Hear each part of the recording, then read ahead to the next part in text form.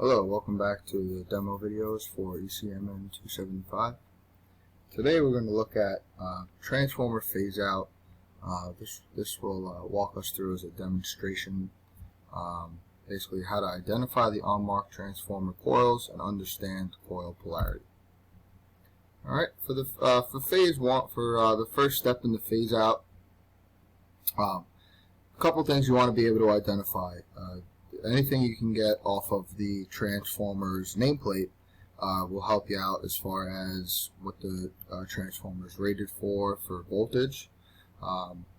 This one, just as an example, the primary side is H1, H2, the secondary side is X1, X2. This one is saying that it's 208 and 120, which gives us a rating of about 1.73 to 1.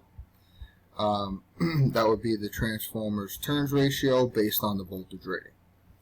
Alright, here's a little bit more information on how the high side might have 10 ohms, the low side might have 5.7 based on that ratio.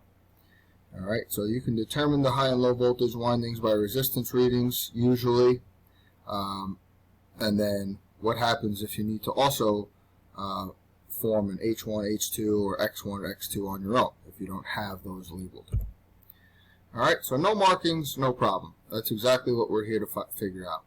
So you can see on the left hand side we have a transformer with H's and X's that have no 1s, 2s, 3s, or 4s associated with them.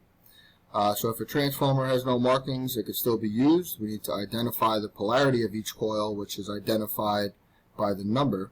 And then this is also done with sorry, you need to be using a digital multimeter for this, obviously, as we're going to do continuity, resistance readings, and then also voltage readings.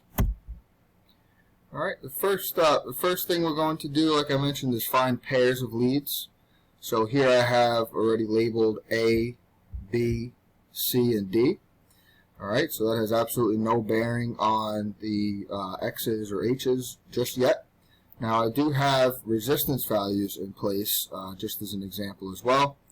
Okay, once you find pairs of leads, you're going to then ohm them out with resistance.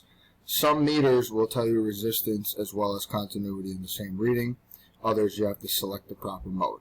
So once you've selected the proper mode, you might see just continuity, you might see continuity and resistance.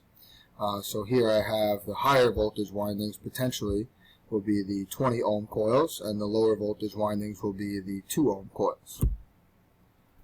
Now that the coils have been identified for high and low voltages, they have been labeled with H's and X's, so to denote primary and secondary windings. So here we have 20 ohms with H's, 2 ohms with X's. Again, if this is like we have here, a 10 to 1 ratio essentially,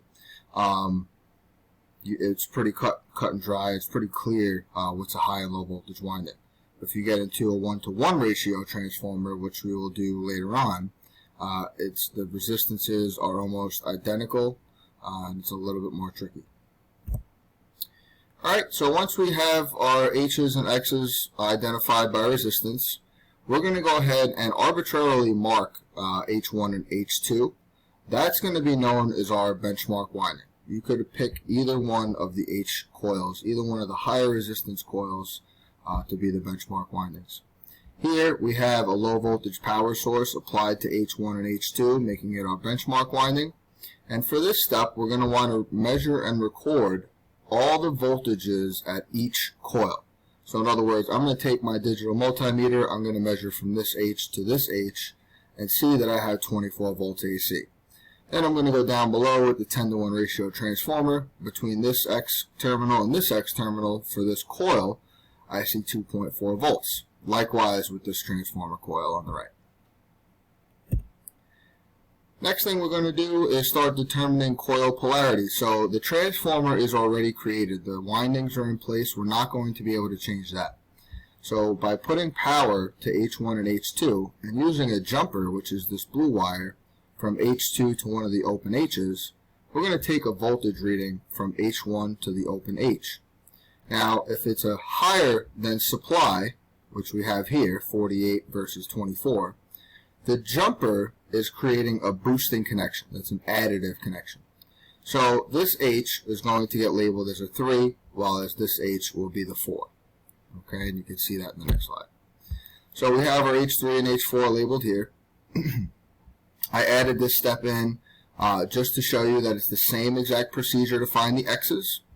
Okay, so we would connect that H2 jumper down to the open X, measure from X1, or what's going to be X1, back to the H1. And since this would potentially be a lower voltage, 20 as opposed to 24, this connection is a bucking connection, so it's not a boosting connection. A bucking connection will subtract voltage from the supply, or appear to subtract voltage from the supply, giving us a slightly lower voltage reading when we measure from the open X back to H1. So for that reason, we have an X2 to an H2, which is our bucking connection, and then we're measuring from X1 back to H1. Alright, next, last but not least, after the second coil has been identified, so I flip-flop these two coils for this last step just for to make it easier for the gram boost connection. So the gram boost, that gives you a little bit of a rundown here what it is. Essentially, we're putting every single coil into an additive connection.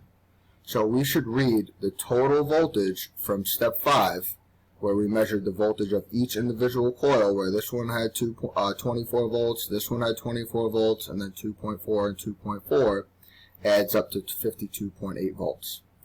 So if that all checks out, you've successfully phased out the transformer.